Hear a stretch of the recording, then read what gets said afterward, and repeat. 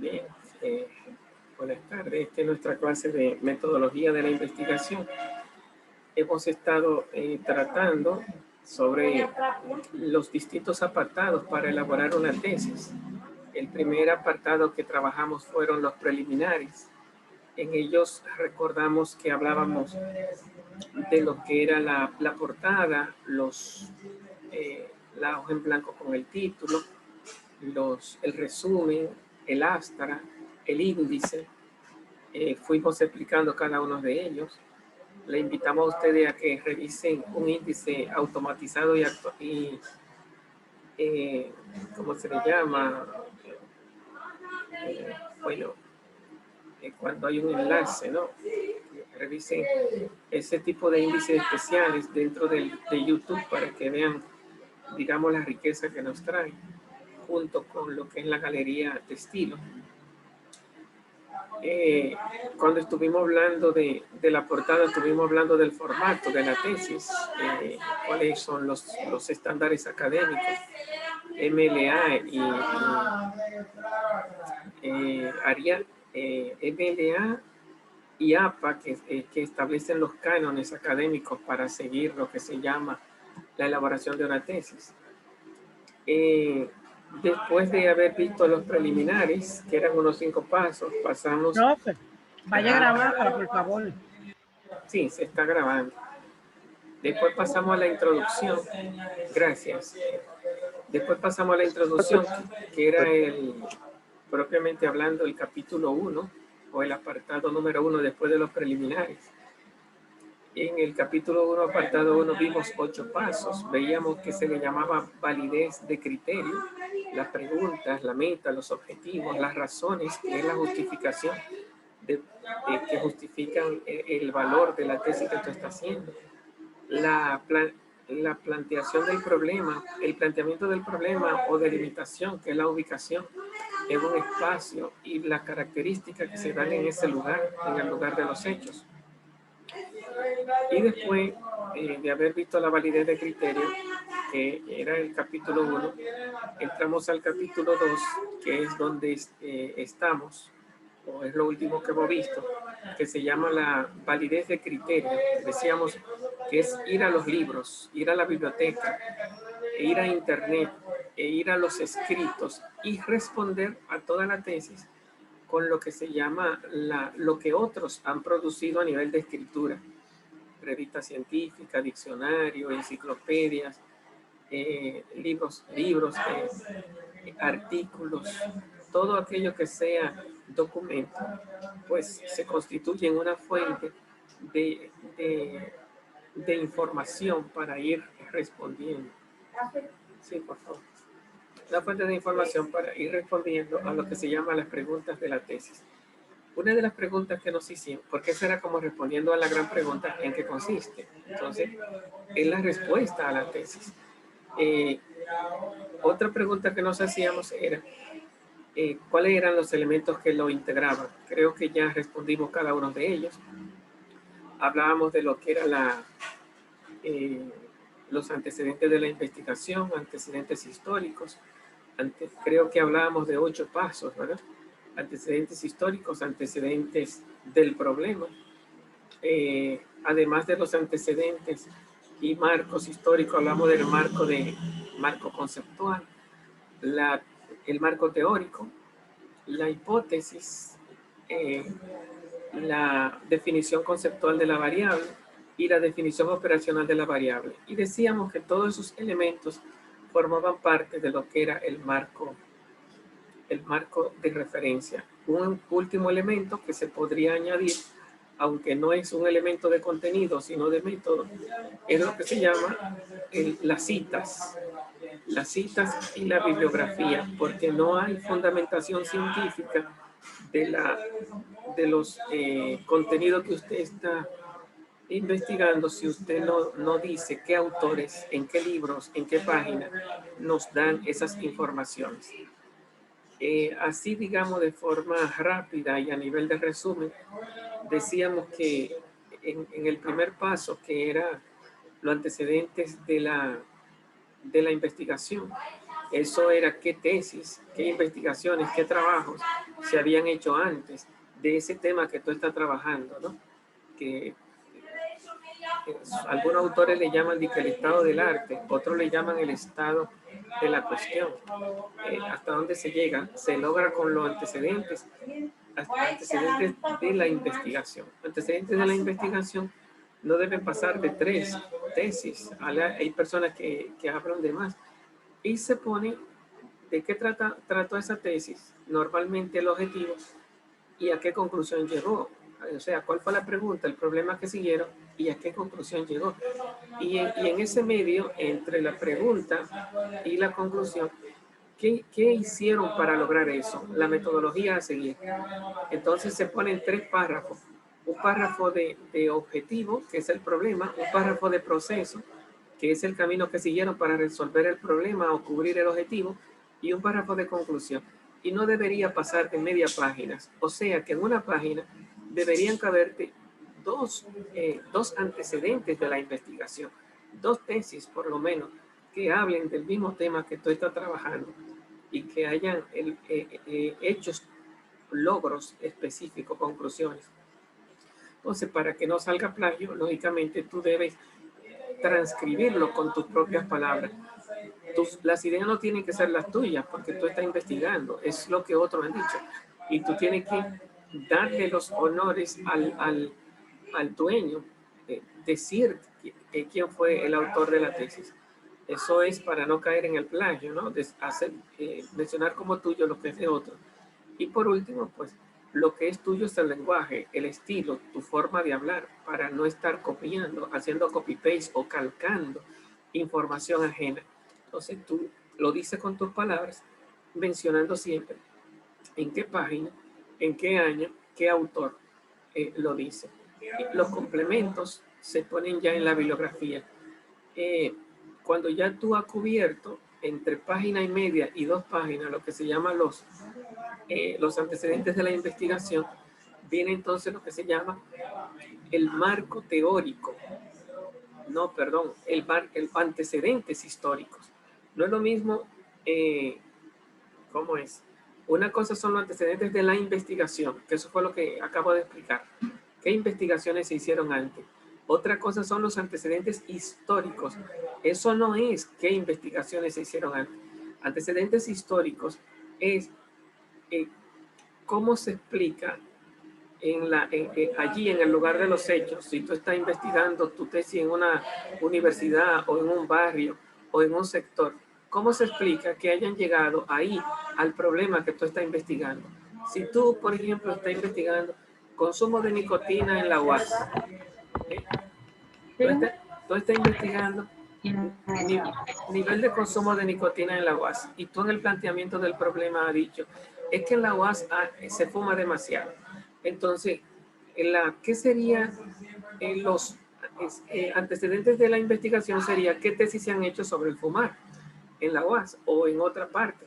Pero los antecedentes históricos sería cómo se llegó a fumar en la UAS, por qué se llegó a ese problema, por qué los muchachos fuman.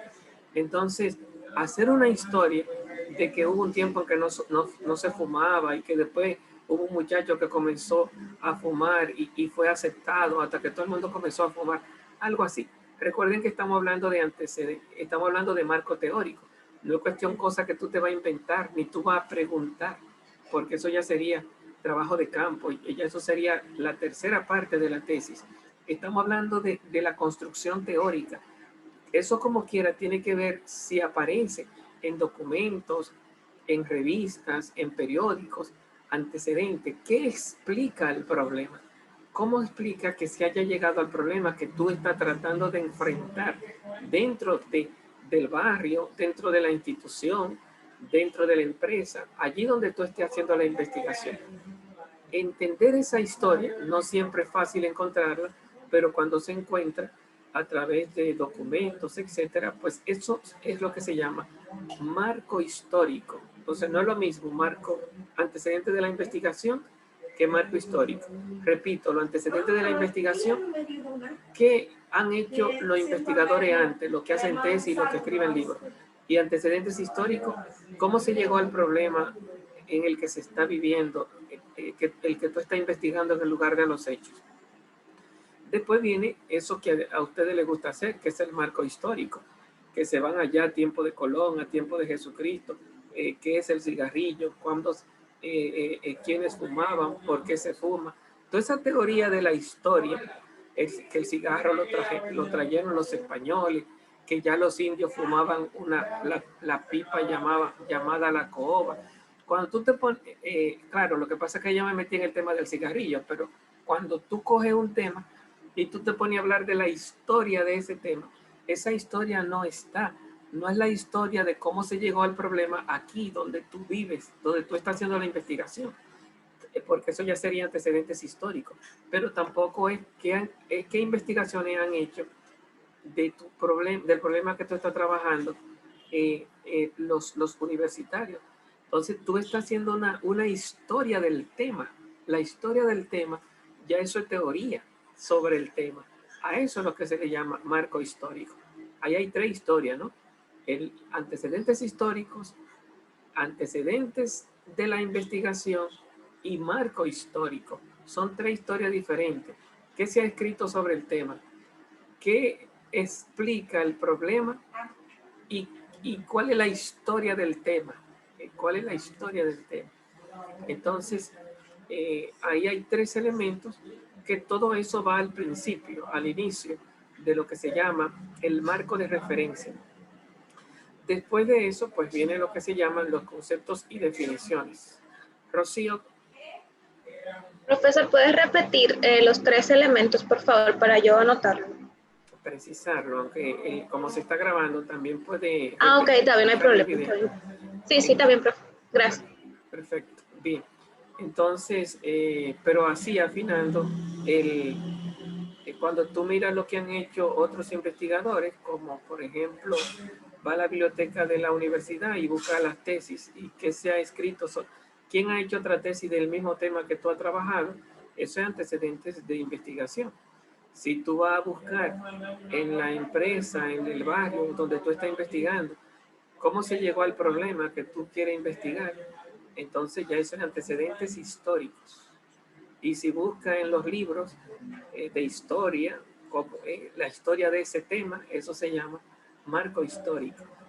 Bueno, entonces después de esos tres elementos viene lo que se llama conceptos y definiciones. Algunos le llaman al concepto y definiciones, le llaman marco conceptual y ponen una especie como de diccionario, ¿no?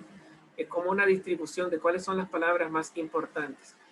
¿Qué palabras se definen? ¿Qué palabra hay que poner atención? Bueno, hay que ponerle atención a lo que se llama las palabras que salen. Lo más importante es lo que se llama, lo pusimos como paso, definición conceptual de la variable. Es lo más importante en el marco marco conceptual o conceptos y definiciones. ¿Qué es definición conceptual de la variable? Dentro del tema, hay palabras que tú has utilizado en los objetivos y en las preguntas. Tú has utilizado palabras que tienen que ver directamente con el tema que tú estás trabajando. Si tu tema se llama consumo de nicotina en la UAS, entonces tú tienes que explicar qué tú entiendes por consumo de nicotina, qué entiendes por nicotina y qué es un consumista de nicotina. No todo el que fuma es un consumista. ¿Qué es un consumista? Bueno, entonces eso tiene que verlo dentro de tu enfoque, lógicamente. Si tú eres de psicología o si tú eres de sociología, hay que ver qué hay sobre ese tema dentro del área de investigación, dentro de la carrera, y ver cómo se maneja ese lenguaje en esa teoría, en ese pensamiento. Bueno, entonces definir los criterios que tú estás utilizando. Es interesante porque una gente que estudia educación no es lo mismo, por ejemplo, que qué es la educación como la manejan los constructivistas, que son educadores, a qué es educación como la maneja lo conductista, por ejemplo. Y así hay varias escuelas y cada uno habla de educación. Hoy se está hablando de enfoque por competencia, que es otra forma de entender la educación. Entonces, de repente, entender los términos como tú lo estás manejando en la tesis y a la línea de investigación. Entonces, cómo hay que entenderte cuando tú estás hablando. Entonces, coger esos términos se le llama constructo de la hipótesis, aquello que forman la hipótesis. Si tú tienes una hipótesis, lo primero que tienes que definir son los constructos de la hipótesis. Las palabras que tiene la hipótesis. Esas son técnicamente lo que se le llama definición conceptual de la variable. Si no hay hipótesis, tienes que buscar esas palabras en los objetivos, en las preguntas de investigación, en la definición del tema. Allí están las palabras que tú tienes que definir. ¿Qué otras palabras, además de las palabras técnicas del tema, tú tienes que definir? Tienes que definir lo que tú pusiste debajo del resumen, que se llama palabras clave. Las palabras clave también hay que definirlas. No es que hay que hacer un diccionario, ¿cómo se llama? Un glosario de términos en negro y desarrollo, como cuando tú haces un diccionario. No, tú lo que tienes que hacer es una explicación, ir explicando, aunque tú la utilices como subtítulos, pero tú vas esclareciendo la terminología de forma dialógica, de forma continuada, diciendo qué dicen varios autores, es lo ideal y qué tú terminas diciendo. Además de lo que se llaman las palabras clave y las palabras técnicas, llamo palabra técnica la que tiene que ver con la hipótesis y los objetivos y las preguntas, y llamo palabras claves las que se ponen debajo del resumen. Además de esas palabras, hay otras palabras que son importantes, que tú la manejas mucho y te das cuenta que hay que entenderla. El que venga a leer tu tesis tiene que entenderla. Algunos muchachos no sé de dónde viene de que la palabra, el término de que palabras domingueras, ¿verdad? Pero sería de alguna forma palabras propias de la tesis, que tú entonces las recoges, las expresas, las comenta y de alguna forma las da a entender para el lector. Cualquier problema que alguien que esté leyendo tu tesis no entienda, pues lógicamente en vez de ir al diccionario, porque así lo daña todo, va a tu propio diccionario y allí resuelve el problema. Aristóteles tiene un libro que se llama Metafísica, es el libro más famoso de Aristóteles, libro sumamente difícil. Yo lo conozco porque hice mi especialidad en ese libro. El libro está compuesto por 14 capítulos. Él le llama a cada capítulo libro 1, libro 2, libro 3. Entonces, ese libro de Aristóteles tiene lo que se llama un libro 5. Como eso no existía antes de que el marco conceptual, ahí él tiene su diccionario.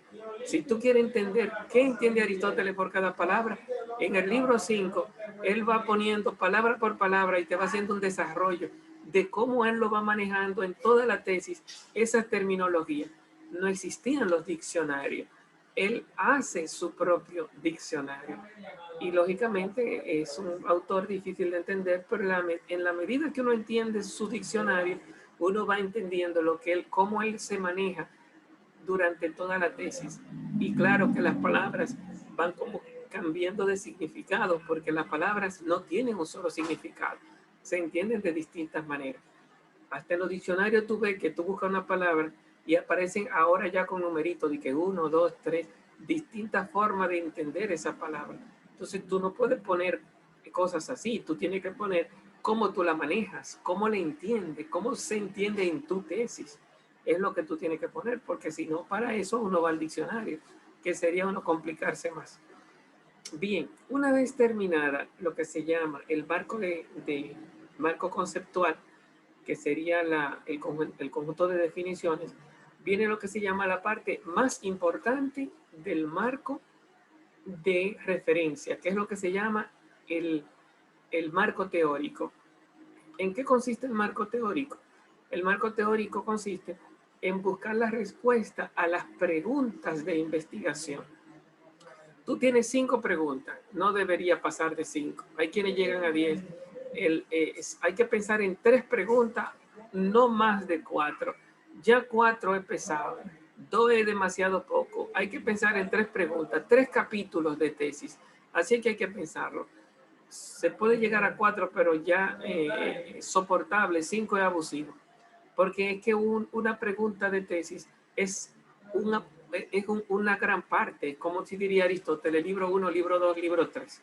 Entonces, tú tienes que tener tus ideas, se distribuyen en esas ideas, esa pregunta que se le llama sistematización del problema.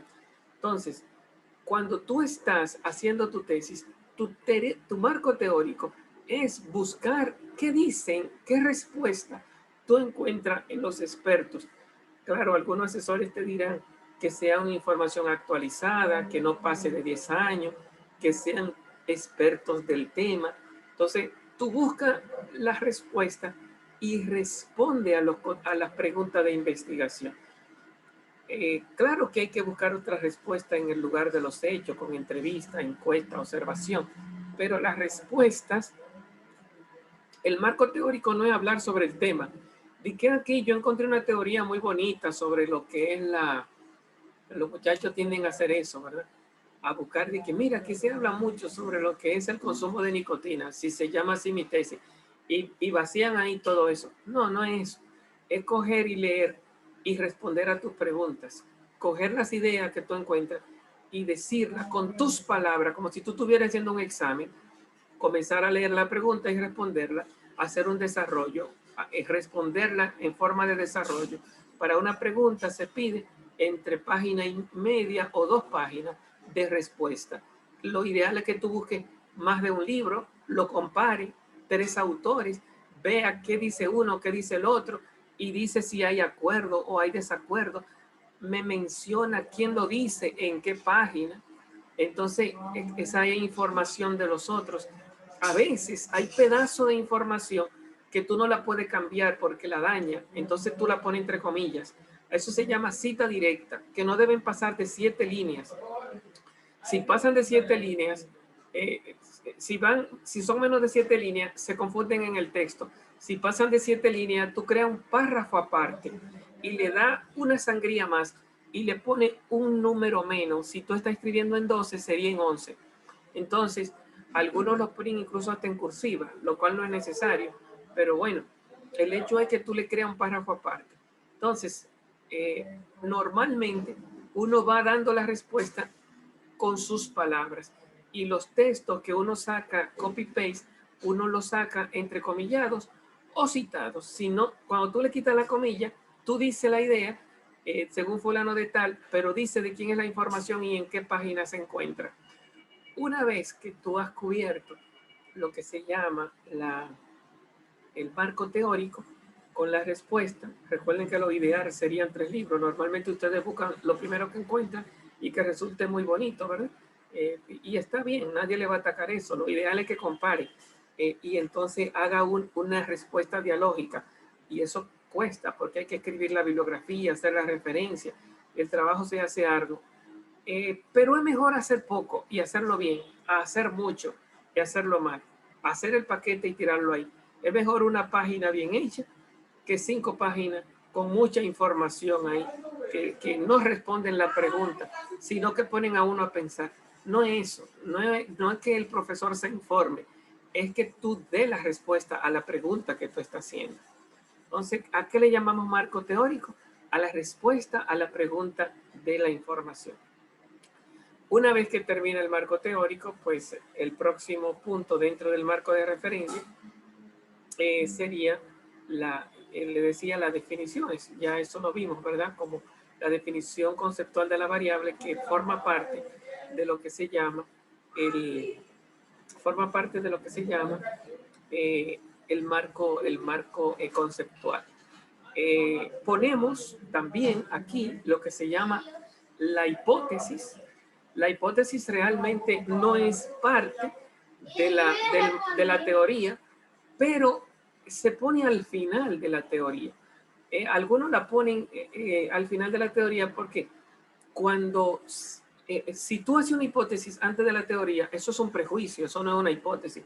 Pero cuando ya tú vienes apoyado por lo que han dicho los expertos, ya tú no vas a decir lo mismo, ya tú has alabado la idea en la teoría de los expertos, has alabado el pensamiento, entonces ya no es algo subjetivo, es algo que es además de que tú eres de la carrera que objetiviza con la validez de criterio, ahora ya tú lo has objetivizado con la validez de constructo teórico. Y tú no dices que lo que va a pasar, lo que tú vas a descubrir es esto, sino que todavía tú vas a ir al lugar de los hechos a investigarlo, pero tú supones ya una respuesta con el cerebro más purificado y tira lo que se llama la hipótesis. Entonces la hipótesis tiene lo que se llama sus constructos, que es lo que se llaman las variables, está compuesta por variables. Definir las variables de la hipótesis es lo que le llamamos definición conceptual de la variable. Y dividir esas variables en dimensiones. Las dimensiones ¿cómo se llama? Las dimensiones en indicadores. Los indicadores en ítems, en preguntas, para hacer preguntas de encuesta. Eso es lo que se llama esa descomposición de la idea para convertirla en pregunta que tú vas a llevar en una encuesta o en una entrevista. En lo que si lo hace de esa manera, eso se le llaman encuestas estructuradas, entrevistas estructuradas, y las preguntas son cerradas. Las preguntas son cerradas de sí, no, siempre, a veces, casi siempre, nunca. El que responde siempre tiene preguntas cerradas, porque al final tú tienes ya la teoría elaborada y tú lo que quieres probar es si los temas de la hipótesis se están dando. Entonces tú de la hipótesis sacas una encuesta o una entrevista con preguntas cerradas. Cuando tú logras eso, eso se le llama, en ese cuadro de distribución de la idea, desde una idea a una pregunta, en dimensiones, indicadores, ítems, me falta una palabrita ahí, entonces eso se le llama definición operacional de la variable. Definición operacional. Buscar qué se entiende es la definición conceptual. ¿Cómo la manejan los expertos en tu forma de investigarlo y de entenderlo? Y cómo se distribuye para que las preguntas que se respondan vengan a dar en el clavo y no respondan otra cosa, sino que respondan a la pregunta de hipótesis que tú estás buscando, y por lo tanto tú desmembrarla en preguntas que le sean entendibles a quien tú estás investigando, para que en la medida que de respuesta responda directamente a tu hipótesis, que los ítems se conviertan en indicadores, que los indicadores se conviertan en dimensiones, que las dimensiones se conviertan en variables, que las variables se conviertan en tu hipótesis. Cuando tú logras eso, entonces eso se le llama definición operacional de la variable. ¿Cómo tú vas a desgajar tu hipótesis para que se convierta en preguntas de investigación, en preguntas de encuesta, en preguntas de entrevista? Recuerden que eso serán preguntas, serán entrevistas y encuestas estructuradas.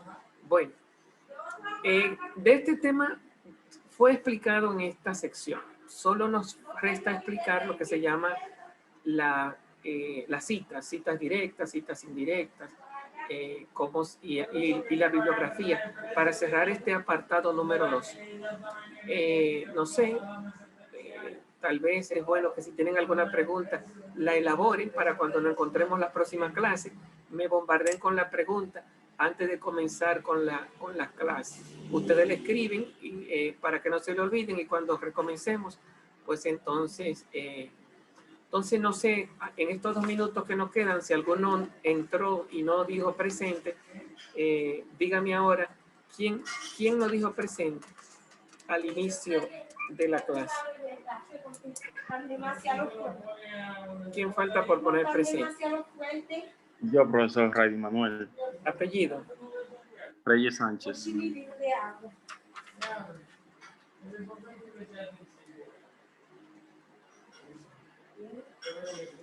Reyes. No tengo aquí a Reyes. No. Reyes Sánchez Raidy Manuel. Espérate, que estoy en otra materia, no sé cómo me fui con ella. Metodología de la investigación científica. Reyes Sánchez Raidy, aquí está bien. ¿Alguien más faltó por la lista? Nada, le agradezco que más de la mitad ha hecho acto de presencia. Recuerden que el llamado continúa de que todos hagan acto de presencia, ¿verdad? A todos nos cuesta un poco. Si usted tiene alguna justificación, pues usted simplemente da su excusa. No sé. Vamos a ver si en el chat hay alguno que faltó por ponerse presente. Parece que no. Si alguno tiene problema, pues entonces me escriben lo inmediato en el WhatsApp. Nos vemos entonces, si Dios nos lo permite, en la próxima clase. Este videito les será subido, Dios mediante, más tarde. Adiós. Nos vemos Sí, profesor. la próxima semana. Bye, Bye, bye. profe, gracias. Hasta luego. Adiós, adiós.